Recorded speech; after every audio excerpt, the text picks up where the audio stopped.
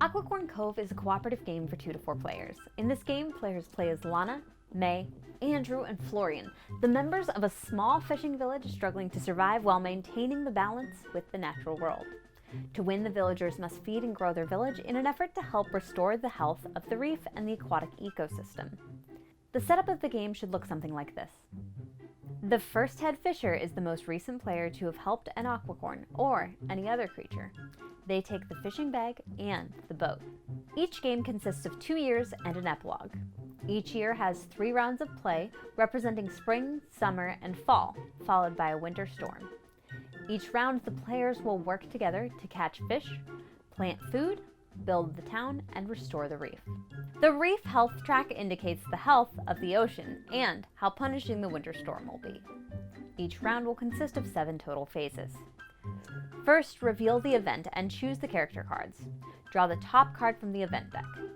In the upper right-hand corner is how much pollution seeps from the bay into the fishing bag. There's a main effect on the card and an event card icon at the very bottom of the card. It is placed onto the action track, and the main effect will be resolved during the phase listed on the card. Then each player chooses a card from their hand to play, freely discussing it with all of the other players. Each card has 1 or more options showing what actions the character will take and when they will happen during the turn. In clockwise order, starting with the head fisher, each player places a card onto the action track in the phase matching the option that they would like to take.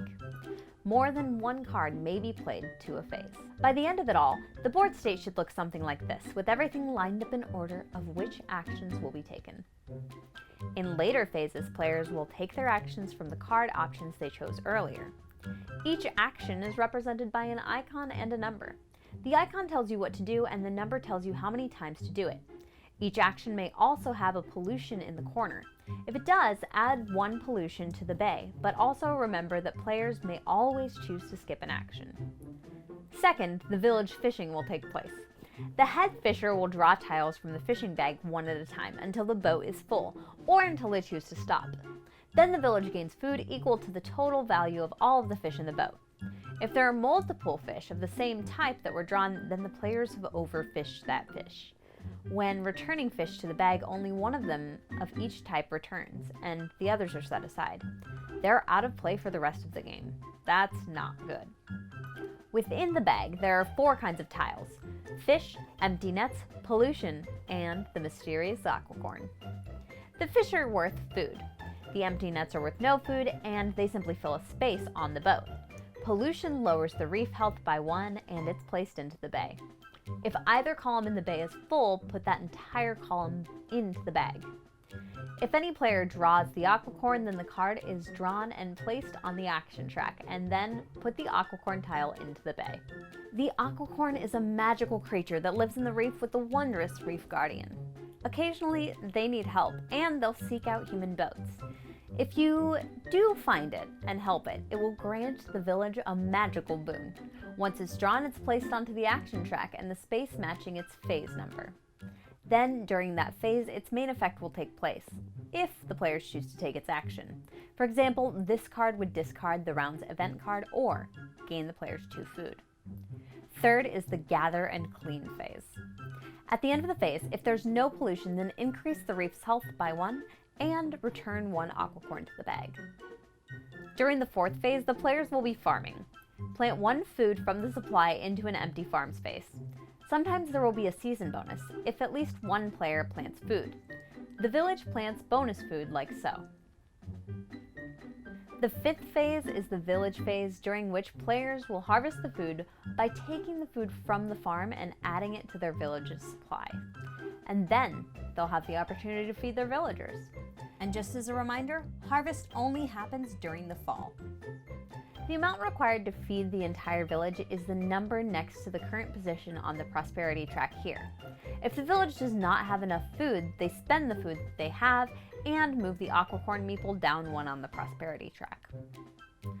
The 6th phase is the building phase, during which the players will help their village recover and grow.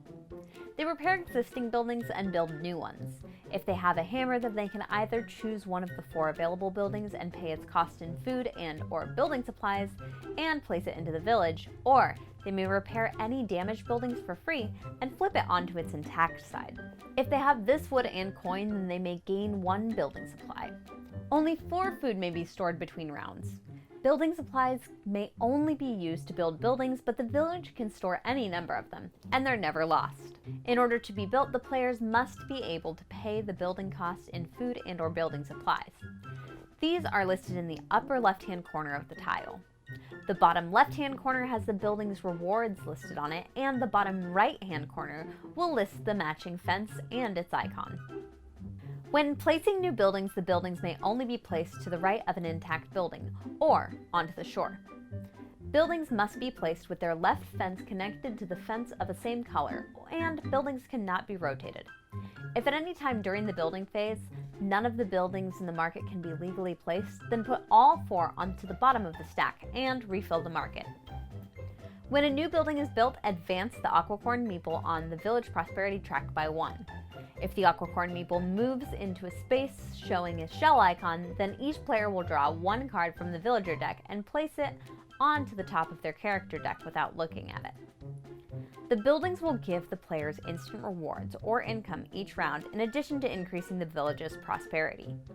Buildings with the fishing icon will allow the players to remove a boat tile from their fishing boat when they're built or repaired. However, when a building with this icon is damaged, the tile must be returned to the boat. After Phase 6, the players will have to deal with the pollution in the bay. During the game, pollution will move from the supply to the bay and then to the fishing bag if it's ignored. Once it's in the bag, you will not be able to clean it until you find it during the village's fishing phase, decreasing the overall amount of food and building power that your team will have as a whole. The pollution is divided into 2 columns. Whenever you add or remove a pollution tile, you may choose either column, but if at any time all 3 spaces are full, immediately move all of its tiles into the fishing bag. Some actions will add pollution to the bay. The end of round phase will be when the players collect their building income, store up to 4 food, and then prepare for the next round. They do this by discarding all cards from the action track. Advance the round marker in the season track. The head fisher passes their fishing bag and their boat to the player on the left, and then each player draws a card from their deck. After each fall, there's the winter storm. The head fisher rolls dice equal to the number above the Aquicorn meeple on the reef track. Players must place storm dice.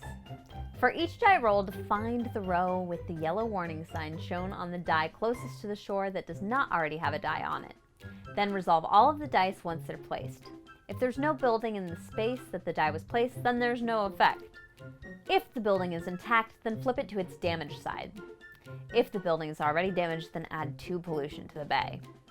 At no point during this time do you need to move down the prosperity or the reef health track. And finally, we have the epilogue. This is the final round of play in which it's a quiet season in the aftermath of the final storm, allowing the players to rebuild the village. There is a farm bonus during this period, and players harvest as they would in fall. And of course, there's no storm. Because this is a cooperative game, players will receive an overall score in the end, and that's how well they did or didn't do.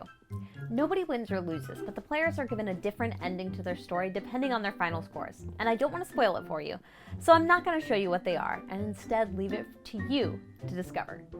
Acquicorn Cove is a game about finding a balance between growing a thriving village and keeping the ocean healthy and clean.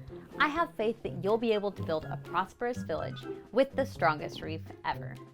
If you have any questions or comments, please leave them below and let us know who your favorite creature is in a reef. Be bold, play games, be you. Happy gaming.